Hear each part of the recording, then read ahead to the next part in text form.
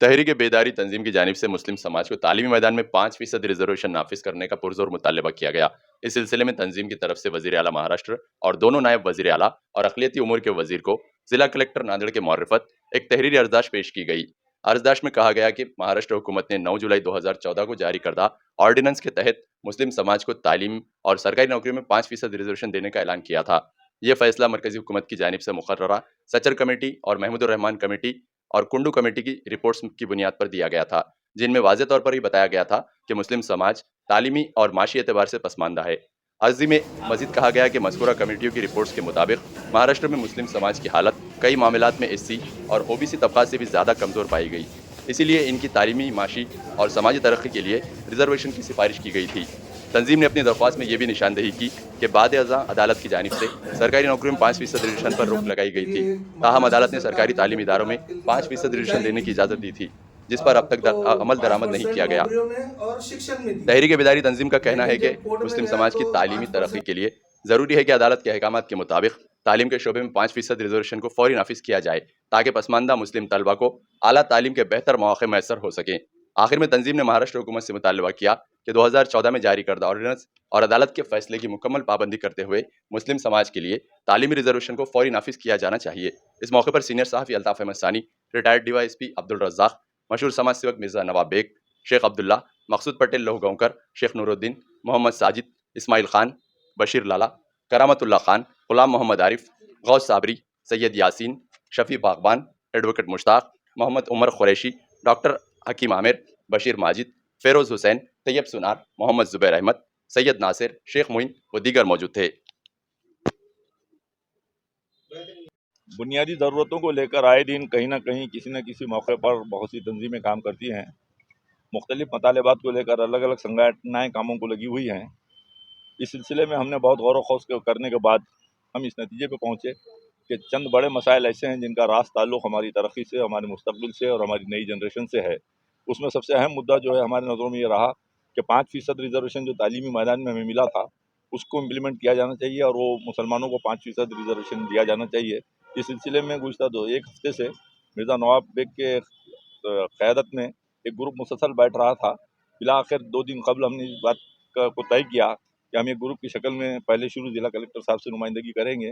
Knees इसके अलावा बहुत सी छोटी-छोटी तंजीमें हम इसमें क़ायम करने के फ़िराक़ में हैं, जो मुख्तलिफ़ मैदान में मुख्तलिफ़ सब्जेक्ट्स पर काम करेगी। मैं इससे ज़्यादा माजिद बशीर आपसे बात करेंगे रिजर्वेशन को लेकर, वो सैर हासिल गुफ्तगू आपसे करेंगे। तहरीक बेदारी तंजीम के तहत जैसा कि अभी हमारे जो है सीनियर कायद अल्ताफ़ सानी साहब ने आपको बताया है, तो इस ज़िमन में आज सबसे पहला पहल हम लोगों ने आज मुस्लिम रिज़र्वेशन को लेकर किया कि 2014 में जो मुस्लिम रिज़र्वेशन का एक ऑर्डिनेंस जो है पास हुआ था, उसको ऑर्डिनेंस पास होने के बाद ये मुंबई हाई कोर्ट में गया। मुंबई हाई कोर्ट में जो है जाने के बाद इसको जो एजुकेशन को लेकर जो 5% रिज़र्वेशन हाई कोर्ट ने जारी रखने के लिए कहा था और जो नौकरियों के लिए 5% था उसके लिए कुछ अभी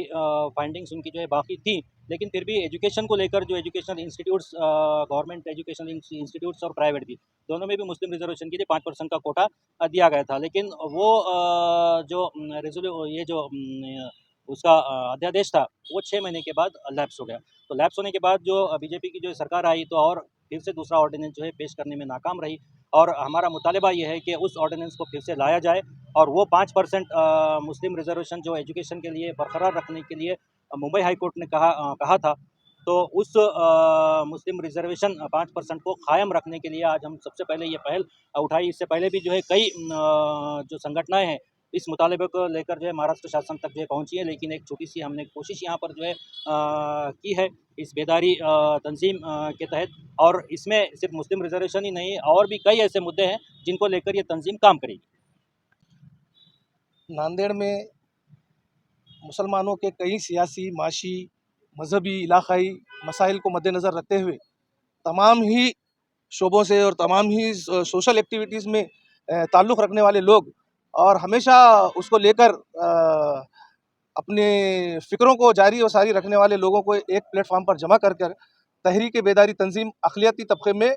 कौमी बेदारी लाने के लिए एक तहरीक बेदारी तंजीम को अमल में लाया गया। इस तंजीम के तहत हम तमाम ही समझो नांदेड़ ही नहीं बल्कि महाराष्ट्र और मुल्क के अंदर जो मुसलमानों के शैक्षणिक मसाइल है, आरक्षण के मसाइल है और संरक्षण के मसाइल है। इन तमाम मसाइल को लेकर अल्हम्दुलिल्लाह हम तमाम ही महाराष्ट्र और नांदेड़ के अजला में काम करने के तमाम ही लोग इच्छुक है। इसको मद्देनज़र रखते हुए आज एक हम पहल करते हुए तमाम ही जिम्मेदारान, जिसमें समझो अब्दुल रज़्ज़ाक साहब साबिक़ा डीवाईएसपी, अल्ताफ़ सानी साहब, माजिद बशीर साहब, करामतुल्लाह खान साहब, मजीद भाई, कुरैशी बिरादरी से ताल्लुक़ रखने वाले हमारे उमर भाई कुरैशी, हमारे मोइन भाई, ये तमाम ही लोगों का एक शीर्षमंडल, हमारे डॉक्टर हकीम साहब, मैं जिनका नाम नहीं ले रहा हूँ, माफ़ी चाहता हूँ, उन तमाम ही लोगों को लेकर हम एक आज नांदेड़ कलेक्टर साहब के पास इस बात को लेकर आए कि 2014 की तात्कालीन सरकार ने जो अध्यादेश के ज़रिए से महाराष्ट्र के मुसलमानों को 5% नौकरियों में और शिक्षण में जो रिजर्वेशन दिया था, तो कोर्ट ने भी माना है कि ये बैकवर्ड मुसलमानों की जो हालात इस मुल्क में है, उसको मद्देनज़र रखते हुए शैक्षणिक 5% रिजर्वेशन देना चाहिए। इसी मांग को लेकर आज हम नांदेड़ के कलेक्टर के मार्फत महाराष्ट्र के मुख्यमंत्री को हमने इस तरह का मेमोरेंडम भेजा है और उनसे मांग करते हैं कि ये 5% जो बॉम्बे हाई कोर्ट ने जो सिफारिश की है लागू करने की, इसको जल्द से जल्द मुसलमानों का रिजर्वेशन लागू करने की ये मांग को लेकर यहाँ पर पहुँचे।